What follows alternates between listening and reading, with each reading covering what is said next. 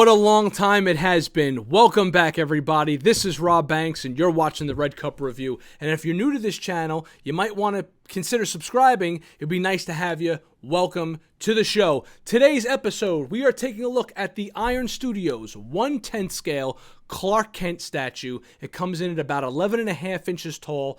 And I happen to really dig it. So we're going to be showing you guys a whip around. We're going to talk about the sculpt, the paint, the composition of the statue.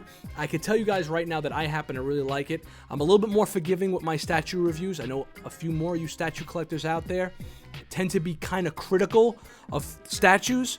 And I mean, hey, we pay a lot of money for these type of things, so why wouldn't you be? So I'm going to try to nitpick it and break it down as hard as I possibly can. But just know that I actually really enjoy the statue. I like it. My wife really liked it too. I put it up in the dining room when I opened it up, and she was like, that's really dope. And it's cool that it's there, and I don't even care. That's how nice it looks. But when you get into it, like you do with anything else, even The Godfather can be picked apart to a certain extent. Anyways, welcome to the channel. Drop a like or a comment. Let's get on with the review. Currently, the two Iron Studios pieces we have here in the Fortress of Solitude, obviously Batman and Robin and the Clark Kent that we're reviewing currently. And if you'll indulge me for a moment, I want to draw your eye to the bases, a tale of two bases. This is what I really like about Iron Studios. You can see how the Batman base really encompasses the world that he lives in, Gotham City. It's dark, it's gritty, it's dirtied up, you know, and then the bright, beautiful colors of the stone from Metropolis. Really cool, very different designs. Obviously, Batman, you always see him on a gargoyle of some kind, but I think they really captured the essence of the heroes in their bases. And just look at how cool these things display together. Now, some people say like, oh, the bases don't match, you can't display them together.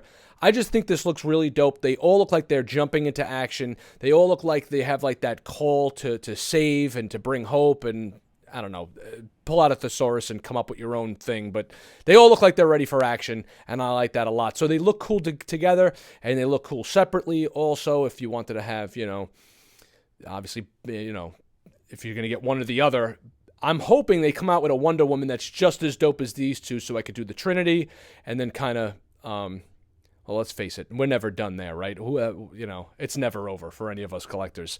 Moving on. Overall presentation and statue design is where I think this statue excels the most. I'm giving it 5 cups out of a possible 5. It's what drew my eye to the piece in the first place. I love the composition of this so much. A lot of it has to do with geometry. If you'll indulge me for a second, you have 2 triangles going on over here to compass Superman up here, and then another upside down one between his legs. On top of the square, you have a right angle here, and then another right angle as far as the flag goes. I think it works really well geometrically. I also think it just really symbolizes everything Superman stands for or stood for. Truth, justice, the American way, the call to action, hope for a better tomorrow. Everything that encompasses what Superman is supposed to be is represented in this statue. A lot of these newer statues have Superman with like the angry eyes, right? He has like that mean look with the beams coming out of his eyes. Is that Hush statue that everyone's going gaga for. I don't particularly like it. Superman doesn't have that grimace. Only once in a while does he really he loses that Boy Scout luster and turns into like angry Superman. And this is my Superman, a hope for a better tomorrow. Truth, justice, getting ready to kind of answer the call to save people. This encompasses that perfectly as far as I'm concerned. They could have went with what? Like, maybe this pose would have worked with him coming out of a phone booth, but then he would have been running, and that would have been too much like the sideshow piece that's out right now. I think this hits the nail on the head excellently. 5 out of 5 cups. One of the most important aspects of any statue or action figure is the portrait. I think this nails it pretty well. I'm not 110% sold on it, but I do like it. I know that this is a little bit more of a mature look for Superman. I'm fine with that. I like that they added the blue highlights in the hair, which is cool because you see that sometimes in Superman, in comic books in general. People with dark black hair, they have the blue highlights. That's cool. I think they got his blue eyes done very well. I like the square jawline. There's a fine line between determinism, right, and anger. And I think a lot of these Superman statues mistaken determinism for anger. I think this here, he looks determined. He looks like he has to step up and answer the call. He's looking up in the sky, maybe as like Brainiac is flying in or something. You know, maybe a plane is getting ready to crash and he's going to fly up to save it. I think this looks really well. I think the expression works really well. One thing I wasn't crazy about in the ads or the prototypes was that it looked like he had some 5 o'clock shadow going on around his face. I think it was a little bit too dark. It's a lot lighter in person. You could still see it a little bit. I would say he like maybe shaved last night, and this is the following evening, right? Which is fine. I like my Superman to be clean shaven. This whole idea now that Superman and Batman have to have like facial hair to me and or like 5 o'clock shadow, I think is a little ridiculous. But nonetheless, I think they did a really good job with the face sculpt in general. Not my perfect choice, but it's really close. I'm giving it 4 out of 5 cups. I absolutely love the sculpt overall, especially in the jacket and the pants. You can really see the material. One thing that Iron Studios does really well in their sculpts is that their material from a little bit of a distance actually looks like it's real material because of the amount of detail that goes into, like, let's say the buttons or there's actually lines in his shirt, even over here. I don't know if you guys can see that. There's actually like lines and folds in the shirt itself. Look at that. That's really awesome and really well done. There are a couple of paint defects. Like I said, I was going to be ultra kind of like nitpicky for the super hardcore statue collectors. I mean, there's a little bit of paint bleed on the S on the inside of some of these lines over here. There's a tiny, tiny imperfection right at the tip of where my nail is right there. I don't know if you guys could see it, but it's literally right there. That you're not going to see unless you're right on top of the statue. The tie looks almost like a Venom-y tongue. That's my least favorite part of the statue is the tie. I think they should have added some kind of design to it.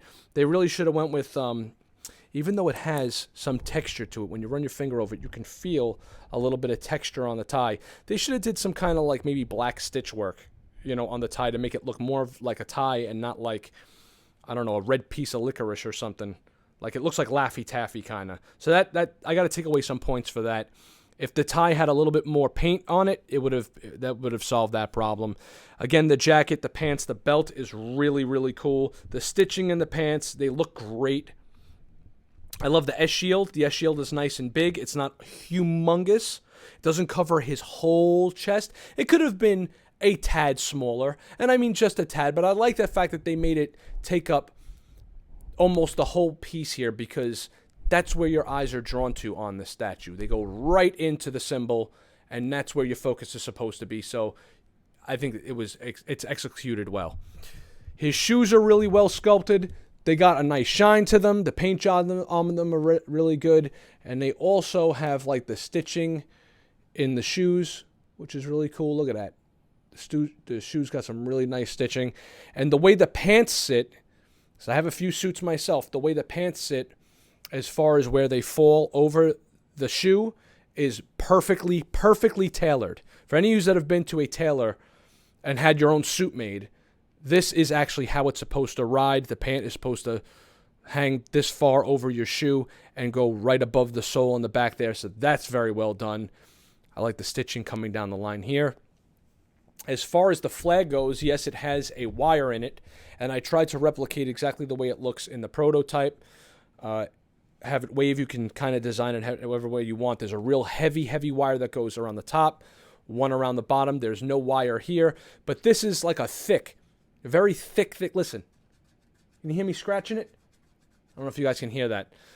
It's like a thick material for the flag, so you can actually pose and kind of bend and manipulate. Look, see, you can bend and manipulate the inside of the flag to get the folds the way you want them to look. So that's really cool too. The pole slides in the back here. It comes like unattached, so you can slide the pole on. And see how I'm moving it? Slide it on and off. And the pole back here, when you assemble the statue. Some of these birds are actually attached to Superman. These are attached here. And the birds down here have to be pegged in. Superman pegs right in here off of this foot. And I think it looks great. You know, as far as the glasses go, the glasses come in their own little thing. They don't have glass in them. There's no plastic in the frames. They're just empty glasses. You see, you could poke right through them. See what I'm saying? So there's no glass in there. And he can't hold his glasses, I don't think. They're meant to just kind of sit there on the base, letting you know like he just let them go and he's ready to let loose and fly. As far as the base itself goes, it's very well sculpted, nicely put together. The sculpt itself is really, really damn nice. I'm trying not to curse here, but, you know, I'm from the Bronx, guys, and that's pretty much how we talk, us Italians here. Anyways, it looks good. The coloration is good. At first, I was like a little suspect about the coloration of it, but I actually really like it now. It looks like concrete, and it looks like a nice bright building you'd find in Metropolis. Look at the amount of detail in the base. That's sick. That's sick, man. It looks just like concrete, or stonemason work, or whatever you want to call it. Very well done. Other paint defects, there's not much bleed anywhere else on the statue. There are some lines here, like there's a little tiny, can you see when the paint goes, when the light is beaming on it, there's a little paint issue here with the two different types of black. There's some paint issues up here on his shoulder. I gotta like get as close as I can for you guys. There's like little white fleckles, little super tiny little white fleckles right up over here. That's from when they were spray painting the collar, probably a little bit white got on there. That's something you're not going to notice unless you're right up on top of it too. And the folds in the jacket are fine. Obviously, you can see that these are two different pieces here, but that's cool with me because it's like the way the way a jacket's put together. There's usually stitching around the arms, so that's fine. You know, you really don't know who the hell is going to pose their statue like that anyway. You pose it facing forward. You know what I'm saying? So you can nitpick it to death, but I think it works, and I'm happy with it. And hopefully you'll be happy with it too. Let's face it, if we're going to spend hundreds and sometimes even thousands of dollars on statues and collectibles and action figures and such, you want them to look right. You want to present them in a way in your collection that invokes whatever feeling you want to have when you look at it. To just buy statues or toys or whatever, just slap them up on a wall.